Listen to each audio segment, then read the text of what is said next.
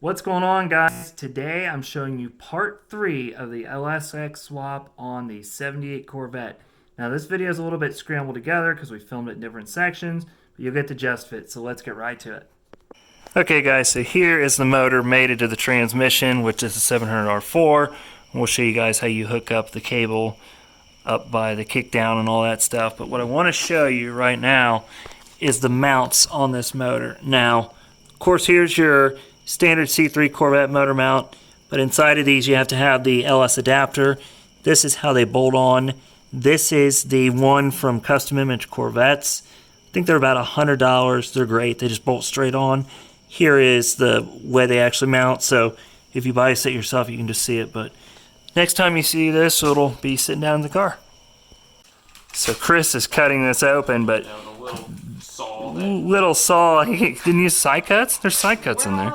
They're in like the right drawer. One of them. Right drawer. That's your left.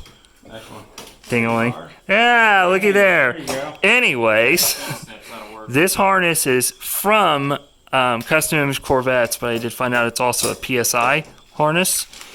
This is basically plug and play. You can order it to spec. Of course, we don't need it for the transmission side of things, but this controls the fans, of course everything for the motor. This is literally a standalone harness for the car, so you can get it through Custom Image or you can probably order it through PSI. You do have to get it specific to your car, so I'm not going to give you a part number. So just like before when we took the old school motor out, we got to get this thing over there, take the car off the rollers, start jacking it up, and we're going to put a jack stand under that driver's side wheel right there. Take it off because that's how you got to get the hoist in for these cars. That's going the exact same way as it came out. And then we'll show you the rest of it once we get the motor lowered down into the car.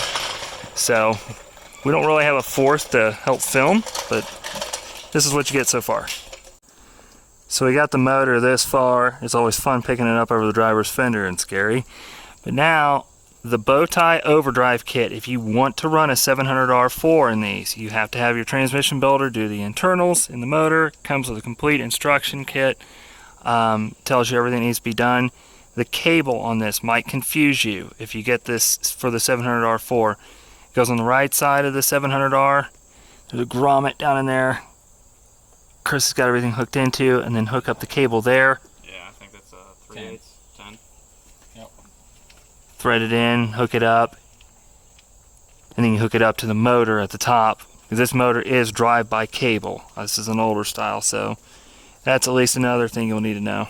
Okay guys, so you can see we got the motor down in the car. I'm going to go over some stuff with you that's going to save you a lot of money, a lot of time, and a lot of headache when you put an LS in a C3 Corvette. Let's start first with the headers. Now I don't have them bolted against the block yet, but if you want to run long tube headers on a C3 LS swap and not spend $1,400, I have the fix for you. As you can see, those headers clear everything up there.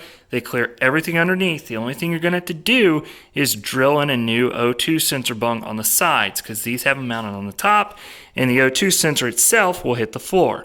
These headers come off of eBay. They are a great thick steel tubing structure. They are actually 67 to 87, this is a weird listing, but 67 to 87 Impala Firebird LS1 conversion long tube headers. These are $209. I've talked to a couple guys that run them. They say they're excellent headers. So to save yourself about $1,100, you're going to want to get those. Now let's talk clearance issues. As you can see, this motor is pretty tight over here. If you are running a stock brake booster, you are going to run into a problem with your coil pack on this side. These are LS1 coils, so I think they're a little bit wider than some of your guys' stuff, so you may be a little better, but look down in there. You can see the plug is tight. The wire can even be seen, but you can put it on. You just got to know it will fit, but it's tight. Now, we'll walk around to the other side real quick. I'm going to show you the clearance on this side of the car. This side over here, this is, remember me talking about in the last video, the modified AC heater box.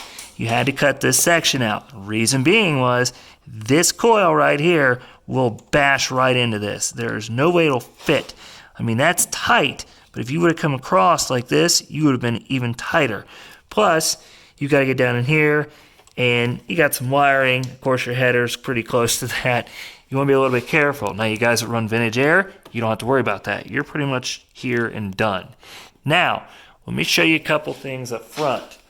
This car runs F-body accessories. If you are putting an LS motor and a C3 and you want to do it in a budget-friendly fashion, use F-body accessories, the 98 to 02 Trans Am and Camaro SS's or Z28s. Reason being is these tuck really close to the block.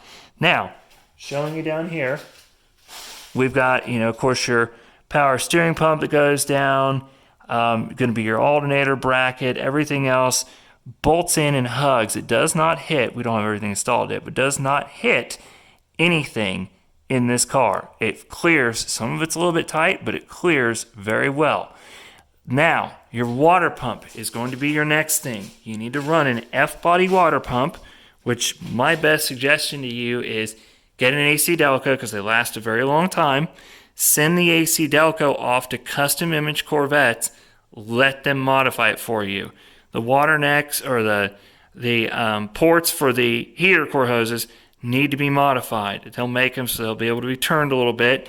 And you can see on this water pump, they had to be modified and turned to make the hoses work. Now, looking at the rest of the car, you think, where are we going to put the computer? There's a couple different things which you'll get to see in the next video. I'm looking at inside of that fender. I'd prefer to go into this fender because there was a charcoal canister there. It already has mounting holes and it's got a bracket, and it would actually work for that computer.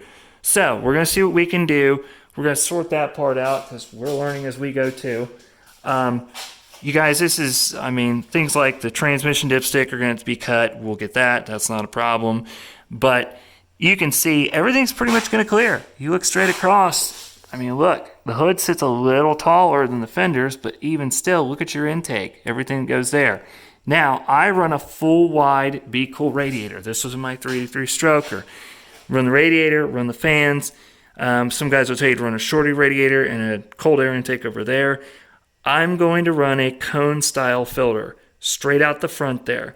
I actually think it's going to work fine. If it doesn't, I have seen a trick where you can modify your core support and get cold air from the front. Now we are going to do things like Detroit speeds, headlight conversion. I'll do that later.